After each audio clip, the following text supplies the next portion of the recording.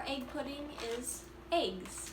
We'll scramble them in a frying pan and then let them cool.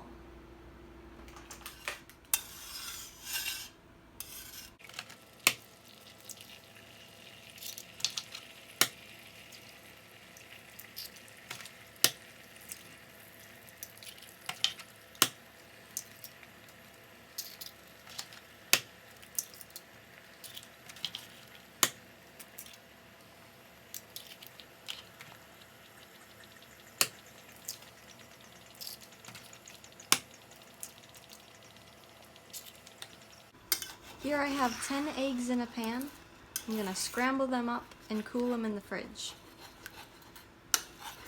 This is the base for our pudding recipe.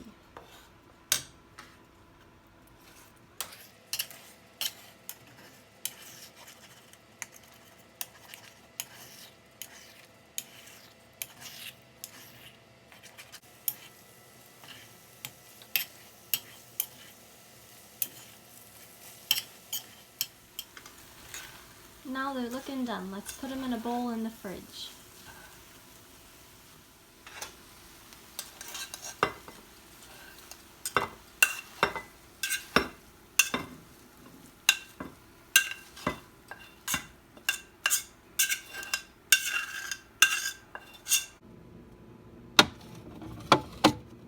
And just let them cool off for a while.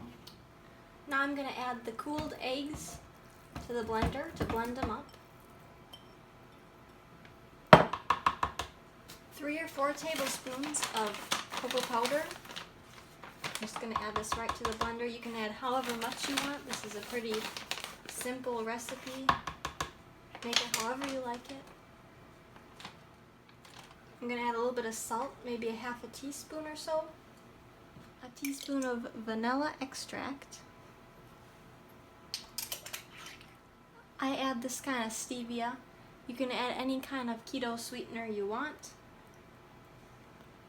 I usually add, maybe a drop per egg, so 10 drops or less, depending on how sweet you like it. You can add coffee extract.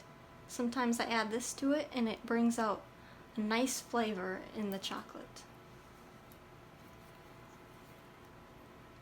So I'm just going to add maybe a half a teaspoon. This is optional, but you can add 2 to 3 teaspoons of gelatin powder.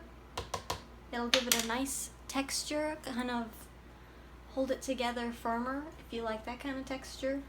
Otherwise, if you don't add it, it'll be that nice puddingy texture. And finally, for a liquid, you can use cream, half and half, milk.